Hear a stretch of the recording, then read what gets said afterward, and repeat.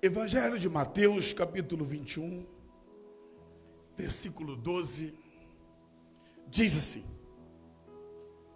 entrou Jesus no templo de Deus, expulsou todos os que vendiam e compravam no templo, derribou as mesas dos cambistas e as cadeiras dos que vendiam pombas. Podeis assentar, queridos.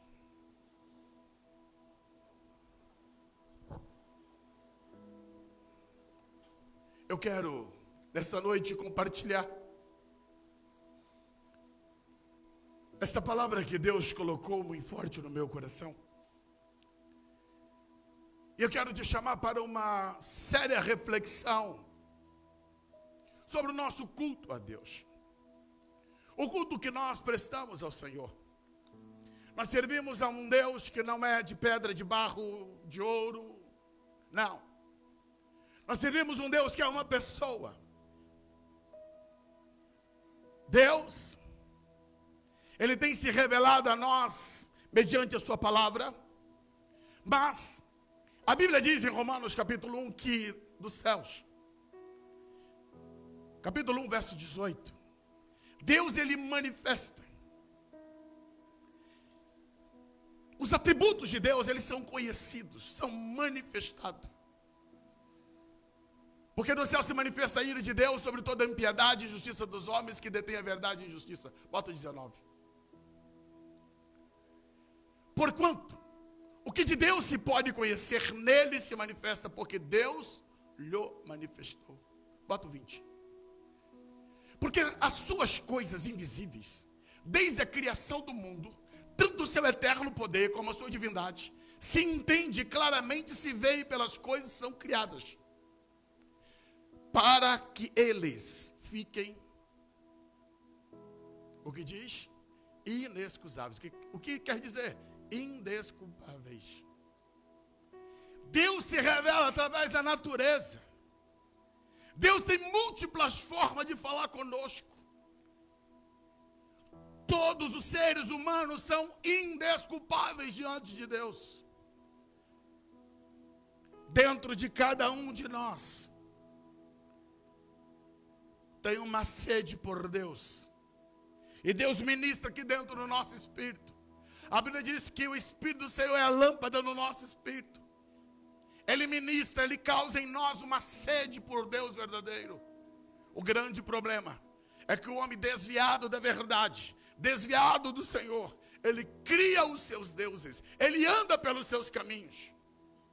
E eu quero nessa noite conduzir com você na palavra, ele questionar como tem sido o seu culto ao Senhor, como é que você tem desenvolvido o seu relacionamento com Deus. Porque a grande questão, irmãos, não é cultuar a Deus do jeito que eu penso que tem que cultuar. Não pode ser da maneira que eu acho legal, que eu acho interessante. E o pior, tem aqueles que dizem, não, Deus vai aceitar meu culto porque é assim que eu quero cultuar a Ele. Quem disse que o culto que você oferece a Ele é do teu jeito, é da tua maneira, da tua forma? Não. O culto prestado a Deus tem que ser do jeito dEle, porque o culto é para Ele. E se o culto é para Ele, tem que ser da maneira que agrada a Ele. No início, logo no princípio da Bíblia, quando o homem foi excluído, expulso do Éden, temos dois irmãos cultuando, Caim e Abel. Caim oferece um culto voltado para o resultado dos frutos da terra. Ele faz ali sua oferta ao Senhor, trazendo dos frutos da terra. Mas Abel não, Abel vai lá e pega o melhor do rebanho. Escolhe e vem, sacrifica ao Senhor. E diz a Bíblia que Deus, Ele recebe a oferta de Abel, recusa a oferta de Caim. Caim fica bravo, porque Deus aceitou o culto o irmão dele e não aceitou o dele. Sabe o que Deus diz para Caim? Se tu fizeres certo, por acaso não serás aceito. Se eu e você não fizermos certo, será que Deus vai rejeitar? Não, queridos. O grande problema é que nós queremos fazer do nosso jeito. Há uma síndrome de Caim que impera em pleno século 21, levando as pessoas a quererem viver do seu jeito, da sua forma, da sua maneira, e achando que Deus é obrigado a aceitar. No Brasil tem o funcionalismo público, e infelizmente, devido ao fato de alguém que já prestou concurso, ele tem ali uma estabilidade de emprego, o serviço que ele presta à população é assim, ó. Se gostou, bem, se não gostou, vai ficar assim mesmo, porque eu não vou mudar, porque eu tenho estabilidade. Não existe isso com Deus, querido. Ou você presta o teu culto de maneira agradável a Ele, que Ele vai receber, ou o teu culto vai ser rejeitado. Esse texto que acabo de ler, ele retrata a última semana do Senhor Jesus. Mateus 21. Da última semana de Jesus sobre a terra. No início do capítulo 21, quando Jesus ele entra na cidade de Jerusalém,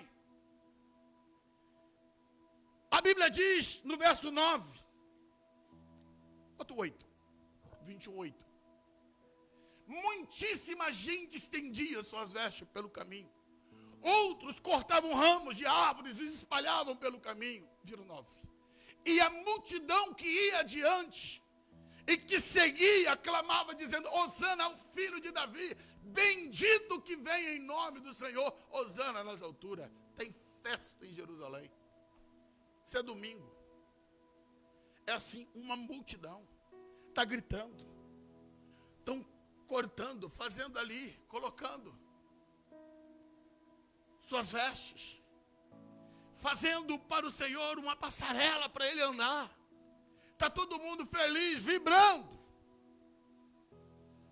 Se olharmos somente para esse texto, vamos dizer, que avivamento Jerusalém está vivendo. Que coisa fantástica, fabulosa. Mas escuta uma coisa. Isso é domingo pela manhã. Segunda, terça, quarta, quinta, sexta-feira. Essa mesa em Jerusalém passou 5 dias. Esse povo que grita Hosana, bendito que vem o nome do Senhor, está gritando crucifica-o, crucifica-o, crucifica-o. Opa, mas espera aí, ele não está dizendo aqui que ele é o bendito que vem em nome do Senhor. O mesmo povo que grita bendito, é o mesmo povo que grita crucifica. Que culto é esse?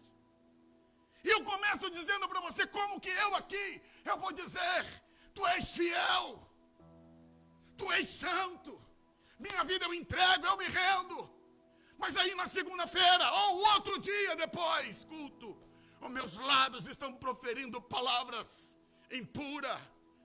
Os meus olhos estão vendo aquilo que desagrada a Deus. Meu coração está cheio de perversidade. Os meus passos não agradam ao Senhor. E querido, Deus não quer você só no domingo. Ele quer a plenitude da sua vida, do seu coração, a inteireza do seu ser. O verdadeiro avivamento vai mexer aqui dentro. Vai trabalhar o coração, vai mexer nas entranhas, vai produzir paixão, amor.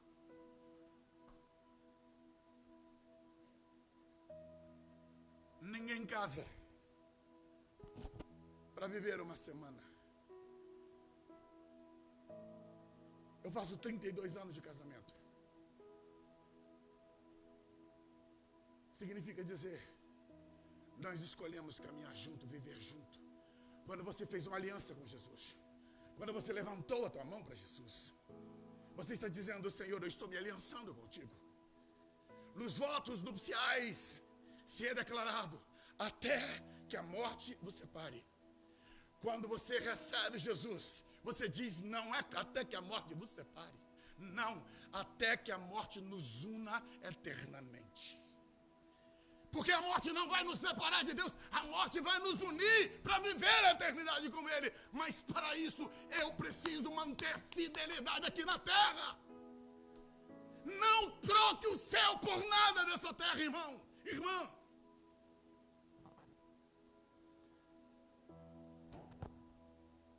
No domingo está ali aquela grande festa. Todavia, diz a palavra que no outro dia, verso 12, Jesus ele entra no templo. E o que ele encontra no templo?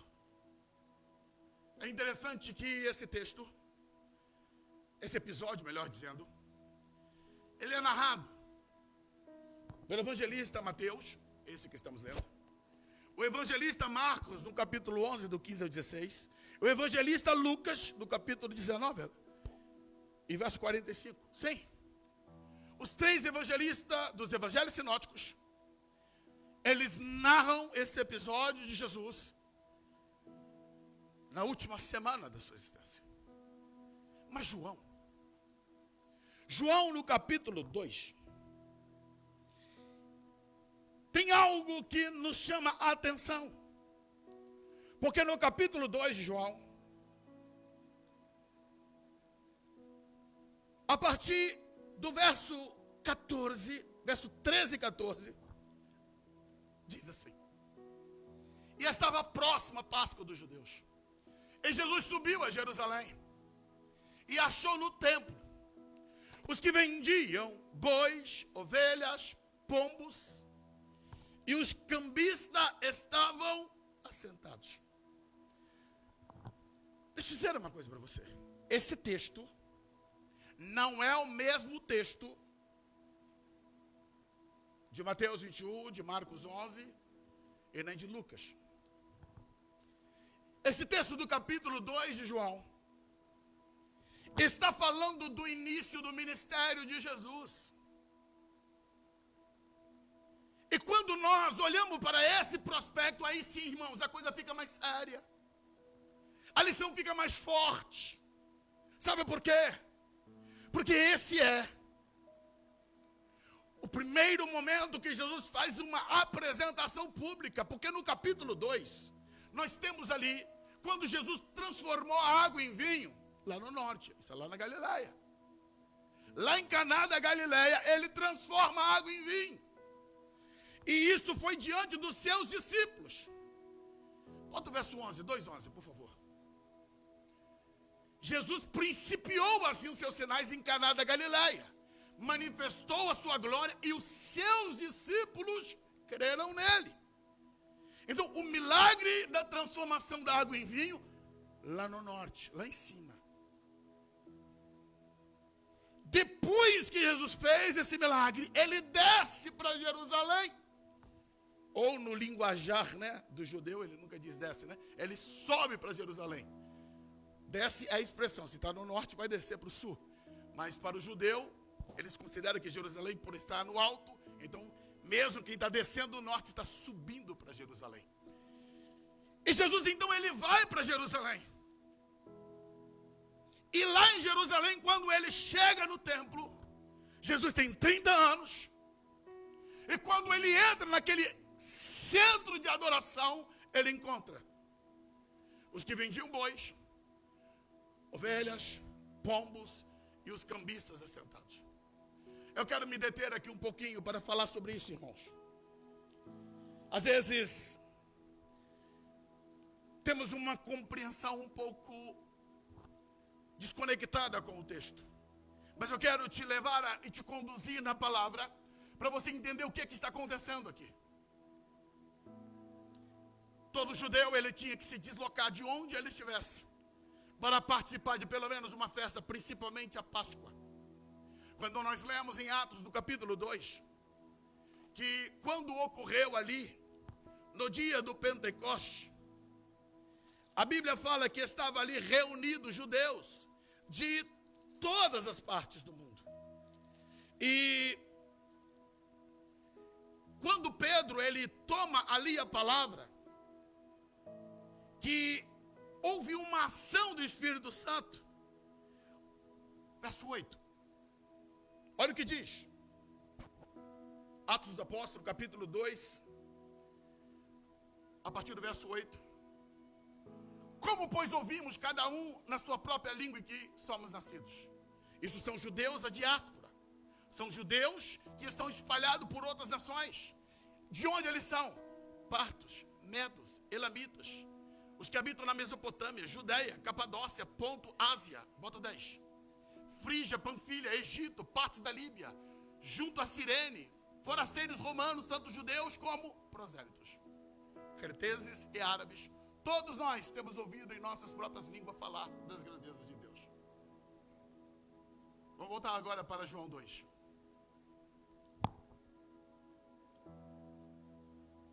Jesus, ele encontra, no verso 14, pessoas que estão vendendo bois, ovelhas, pombos e os cambistas. E por que eles estão ali fazendo esse comércio, irmãos? Escuta, a causa é nobre. Alguém que está deslocando da sua nação, do seu país, para ir lá, para participar da festa, ele precisa oferecer a sua oferta ao Senhor, o seu sacrifício. E com isso ele teria que levar ou um boi, ou ovelha, ou pombo, para facilitar o culto. Então fizeram o quê? Vamos disponibilizar aquilo na área do templo. Isso levava aqueles que eram distantes a ter uma facilitação do culto. Ah, mas aí essa coisa gigantou-se. Agora ninguém já que ia para o culto no templo já não precisava levar mais nada. Vai de mão abanando, vai de mão vazia, porque chega lá, é só levar o dinheiro. Compra o animal, sacrifica-se. Era esse o intuito, era para facilitar, para que o culto fosse mais fácil. Mas eu anotei algumas coisas que Deus ministrou no meu coração. E eu queria compartilhar com você. A grande questão é que para que você fosse sacrificar, seja lá uma ovelha, um cordeiro, você tinha que ir até o rebanho. Seja para comprar ou se fosse o seu, tinha que ser o cordeiro de um ano. Ele não podia ter mancha, ele não podia ter imperfeição. O que significa isso, José? Você que trabalha com o campo, trabalho. Você tem que verificar, você tem que rodar o animal e olhar ali, pastor. Porque se você levasse um animal impróprio, cego, manco, com alguma doença, ele não poderia ser oferecido. Isso dá trabalho. Mas aí, porque eu vou ter o trabalho de ir lá procurar o animal para o sacrifício, se eu posso pagar para que alguém faça esse trabalho para mim, que já tem ali o animal pronto, eu só vou pagar, e com isso o sacrifício ao Senhor já não me exige tanto. Eu não tenho que procurar, eu não tenho que ter o trabalho de levá-lo até lá. Isso produz em mim uma frieza, uma indiferença. Lembrando, irmãos, por que se sacrificava? O que era o sacrifício? Quando alguém ia oferecer o sacrifício, significa dizer que ele estava ali oferecendo oferta pelo teu pecado. Aquele animal que estaria ali morrendo, ele estaria trocando o teu lugar. Era assim que funcionava. O cordeiro, quando ele era ali apresentado, aquele ofertante, ele apresentava ao sacerdote. Ele colocava as mãos sobre aquele animal, quase que transferindo os seus pecados para ele, absorvendo ali o perdão. Posterior, esse animal, ele vai morrer, para que houvesse ali o recebimento do perdão dos pecados. Porém, com esse sistema, gerou-se então já uma ausência de envolvimento. Era só uma questão de ter dinheiro no bolso. Era só você ir lá comprar o animal. Você não tinha nenhum elo, nenhuma ligação. Você simplesmente chegava, comprava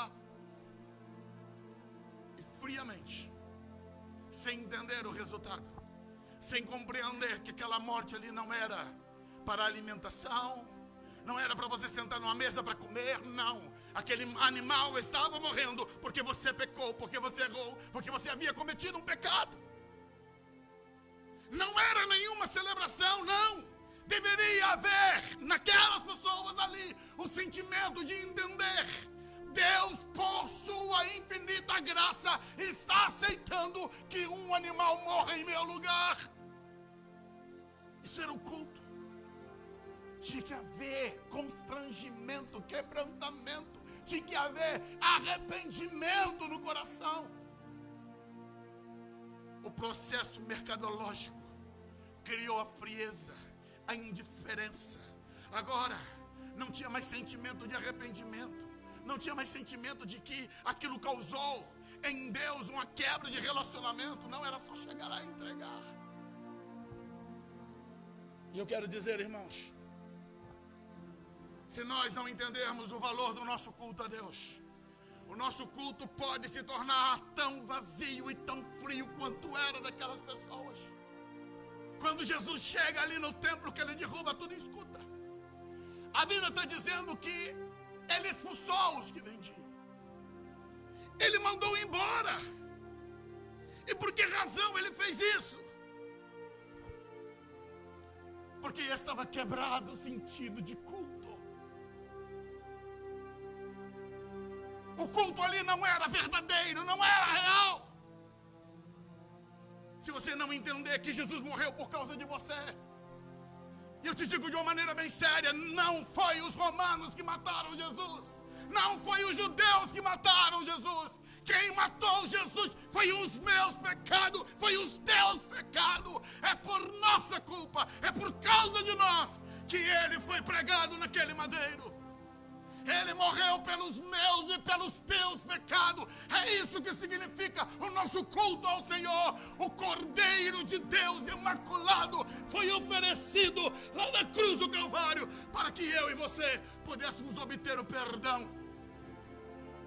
Somos perdoados por causa do sacrifício de Jesus. O judeu podia comprar um cordeiro. Nenhum ser humano pode comprar o Cordeiro de Deus.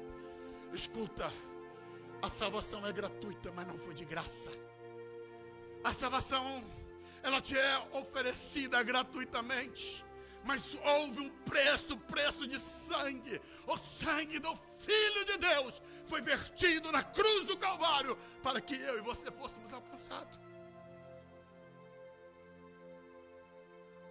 E ali criou-se então esse mercado, onde se oferecia bois prontos para sacrifício, ovelhas prontas, pombos. Os cambistas estavam ali por quê?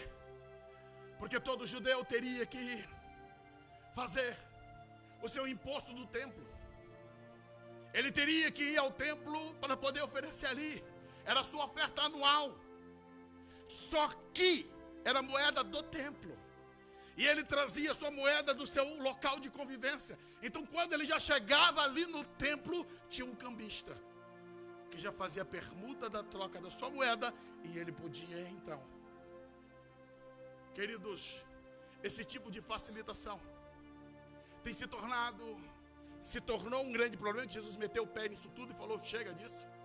Mas eu digo que nos nossos dias, em pleno século 21, esse sistema ainda está arraigado no coração. O pastor só vai falar de dinheiro. Não, eu estou falando de sistema, porque o sistema está aqui dentro. O sistema está aí dentro. É quando você acha que você não precisa orar mais, porque tem alguém que pode orar. Existe uma loucura, escuta, essa coisa muito séria. Eu vou falar do meu contexto pastoral. Quantas das vezes que eu vi menino do tráfico que entrava na igreja e chegar lá e ofertar na igreja e ficar esperando e dizer: pastor, ora por mim. Fazer fila de menino do tráfico para receber oração. E todas as vezes que eu fui orar por eles, ele dizia: pastor, unge. Não, por que eu vou te ungir? Unção é para enfermo. E outra coisa, eu vou orar para você, Deus não vai te blindar não, tá? Não pensa você que eu vou orar para você aqui e você vai sair daqui, vai trocar tiro, você está guardado, está protegido. Isso não existe. Eu estou orando para você ser salvo, para você ir para o céu. Eu não vou te enganar. Agora, o que acontece, irmãos? Tem pessoas que acham que se ela oferta, se ela dá alguma coisa, sabe o que vai acontecer? Ela está protegida, ela está blindada. Ela peca, ela erra, ela afronta, ela faz o que for. Mas eu contribuí na igreja, eu fiz assim, eu fiz assado. Queridos, não dá para comprar um lugar no reino dos céus. Esse tipo de culto é rejeitado por Deus.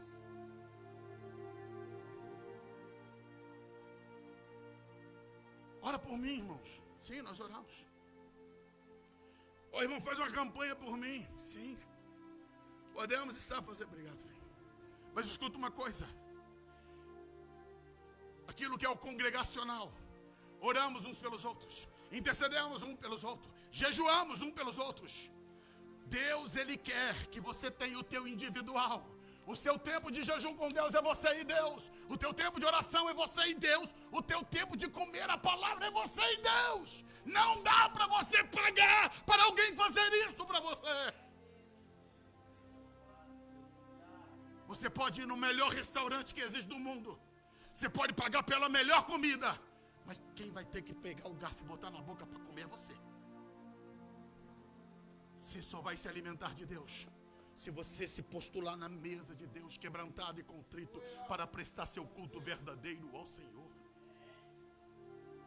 Jesus chega no templo e olha toda aquela mazela. Alguém dizendo, olha, a minha ovelha aqui é mais barata. Não, aqui ó, eu faço promoção. E aí, o culto ao Senhor se transforma na bagatela de tentar oferecer o mais barato, oferecer aquilo que custava menos. Queridos, é isso que Jesus repudiou. Quando Jesus olhou para esse núcleo de culto, aonde deveria estar sendo dado glórias e glorificação ao nome do Senhor, era o mugido de animais que havia. Era o odor de animais que exalava, não era o odor, não era o exalar das ofertas que estavam ali no templo, não. Era o odor de animais. É a gritaria do quem vende mais barato, e aparecia uma fera. E Jesus disse, que é isso? Vira o 15.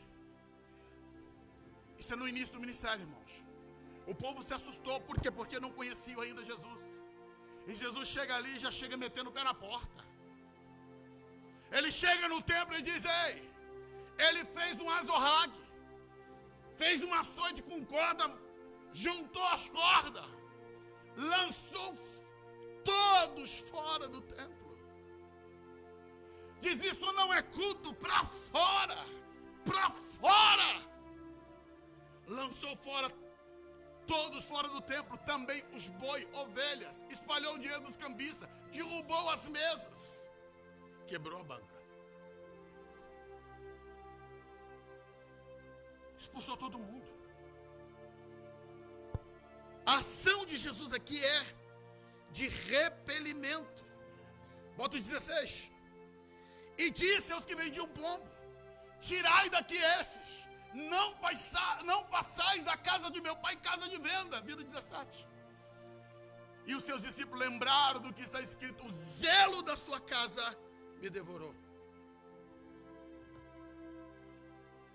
Derrubou a mesa, expulsou os homens que vendiam, expulsou os que compravam, expulsou os animais. E após fazer isso, diz a Bíblia aqui, que ele foi questionado sobre com que autoridade. Verso 18. Que sinal nos mostra para fazer tais coisas? Aí Jesus diz, olha, derribar esse templo e em 3 dias eu levantarei. Ele vai embora. No capítulo 3, ele se encontrando com Nicodemos. Escuta, irmãos. Esse texto de João 2 é o início do ministério de Jesus. E agora eu quero voltar para terminar a palavra para Mateus capítulo 21. Passaram-se 3 anos.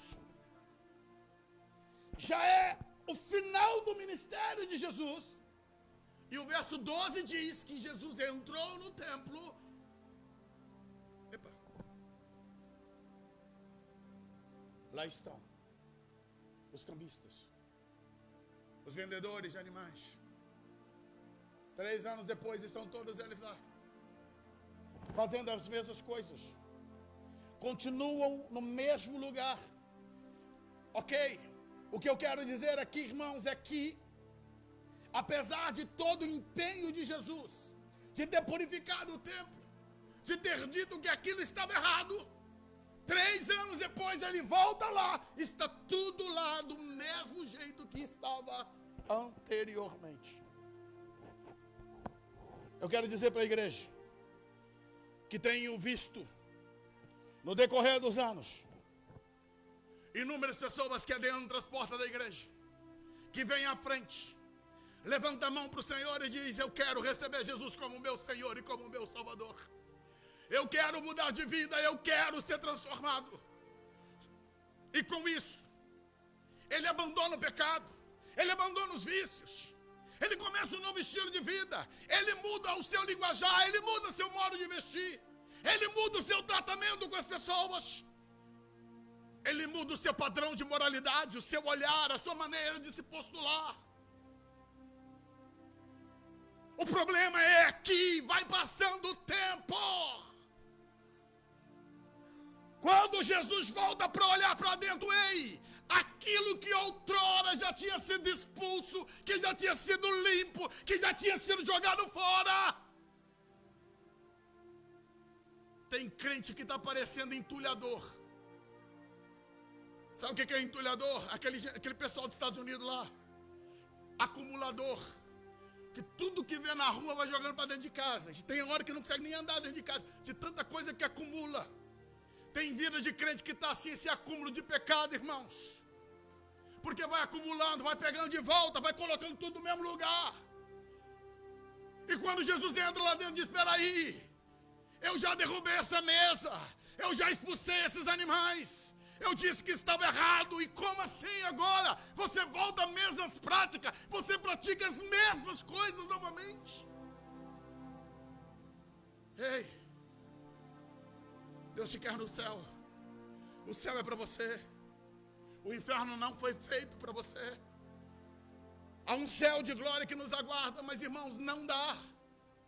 Se no nosso coração nós trazermos de volta aquilo que já repelimos, se voltarmos, como disse Pedro, como a porca lavada que voltou ao lamaçal, como o cachorro que voltou a comer do seu vômito, há um grande engodo, eu digo e reafirmo. Há uma mentira do diabo que diz: uma vez salvo, salvo para sempre. É mentira. A Bíblia diz que aquele que permanecer até o fim é que vai ser salvo. É somente quem permanece até o fim. Apocalipse capítulo 2, versículo 10. Quando o Senhor fala para a igreja de Esmina, ele diz categoricamente: se fiel até a morte, e dar-te-ei, finalzinho, a coroa da vida. Ser fiel até a morte, ser fiel até a morte. Não é ser fiel quando eu aceito Jesus, não é ser fiel quando eu começo. Outra coisa, crente, escuta, eu vejo muita gente com saudosismo. Que saudade do meu tempo de novo convertido, que saudade de quando eu aceitei Jesus. Como assim? Como assim? Você não cresceu, você não viveu coisas novas, você não está mais maduro, você não viveu experiências mais profundas. Ei, querido, está na hora de rever o que está ocorrendo dentro de você. Está na hora de rever o que está acontecendo, o que você está importando, trazendo de volta, que Deus já disse para você jogar fora. E quando Jesus ele retorna, ele regressa, ele diz: chega, vai ter que limpar tudo de novo. Eu anotei aqui algumas coisas que eu percebo, que muitos crentes já não têm mais a sua vida limpa, porque foram lá e trouxeram de volta para suas mesas maus hábitos, palavras torpes, malícia, cobiça, impurezas sexuais, maus pensamentos, linguagem, comportamentos inadequados. Desde o dia que você se converteu a Jesus, você está em processo de crescimento. Como assim? Tudo de novo. E ele vai expulsar todos aqueles que vendiam. Escuta, ele expulsou aqueles que compravam. Não é só quem está vendendo, mas também quem estava comprando está dizendo, vai aprender a cultuar. Vai aprender a gastar o teu tempo para escolher e para trazer teu sacrifício. Tenha ardor naquilo que você vai fazer. Não seja frio. Ele derruba as mesas dos cambistas, as cadeiras dos que vendiam pomba. Ele praticamente, ele derruba e destrói todo aquele mercado.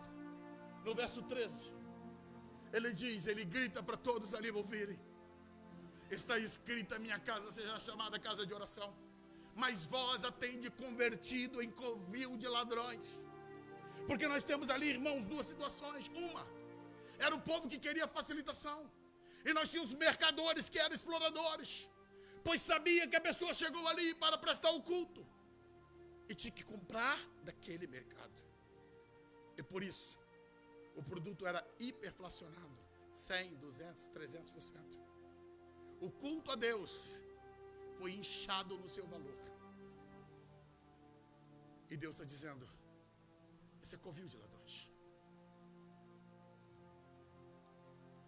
Pastor, quanto eu pago para entrar no céu? Nada. O evangelho é gratuito. É de graça a sua salvação. Você não paga pela sua salvação. Você não paga por isso. Uma vez que você é salvo, você tem gratidão no seu coração. E quando você oferta na igreja, você oferta para a manutenção da obra. Quando você dizima na igreja, é porque você ama e quer ver essa obra expandir.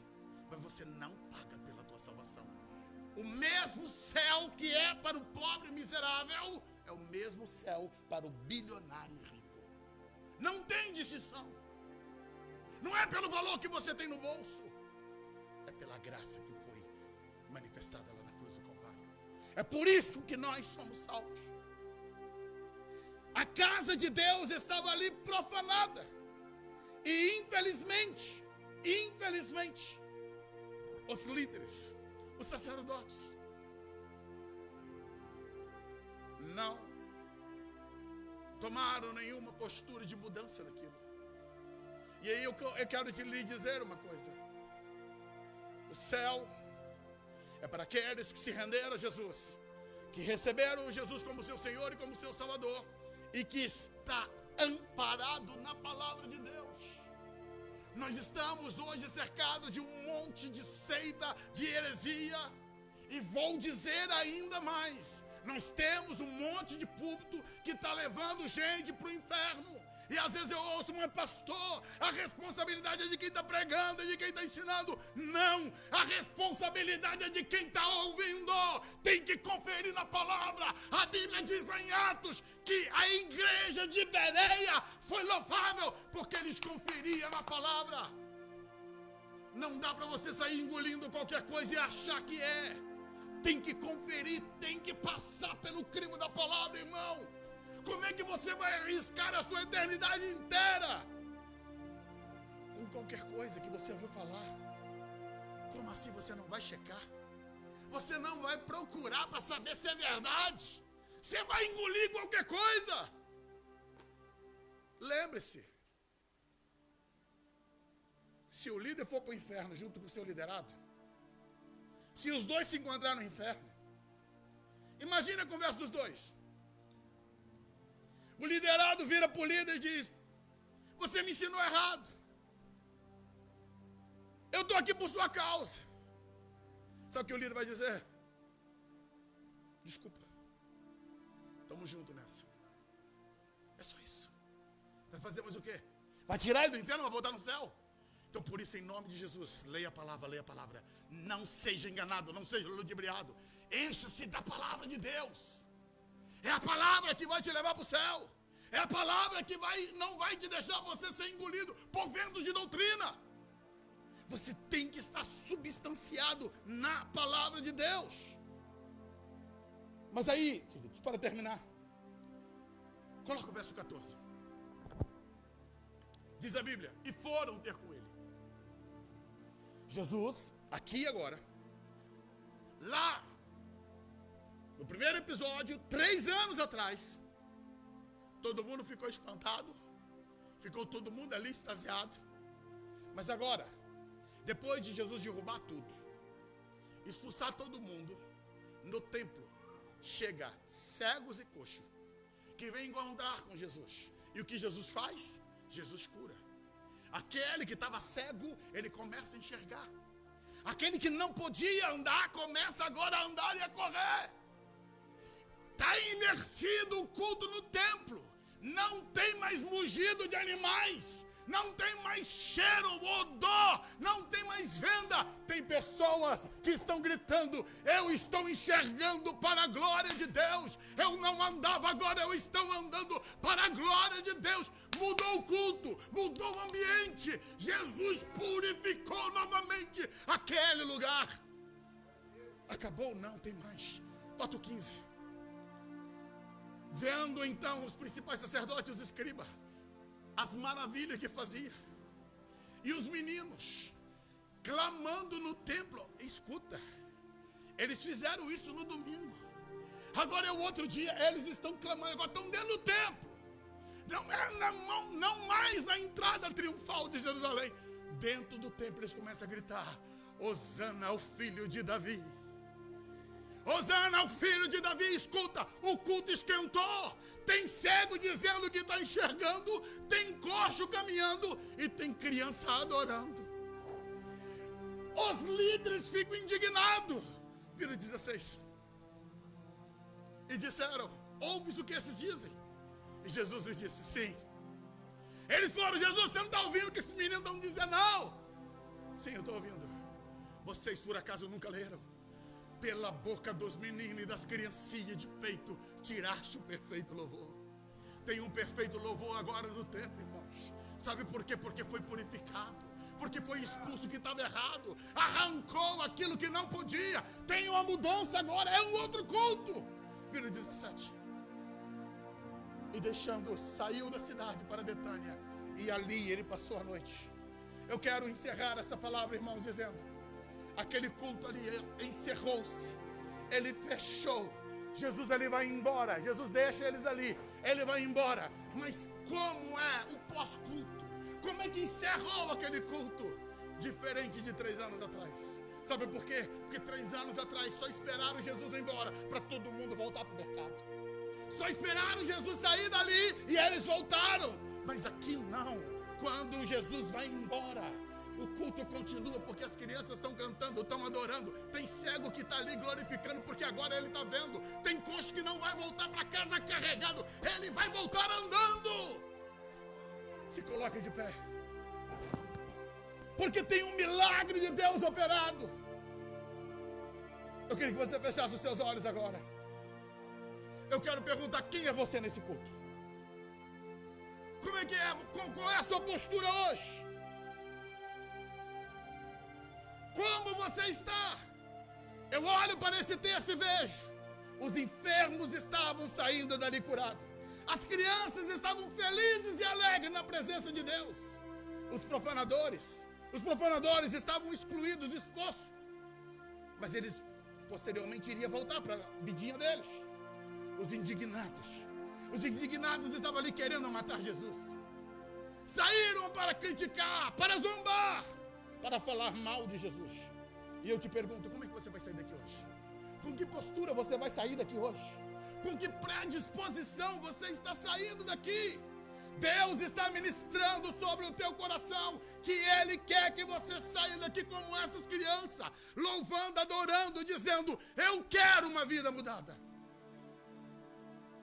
Feche seus olhos. Pode soltar o louvor. Eu quero perguntar se tem no nosso meio alguém que ainda não entregou a vida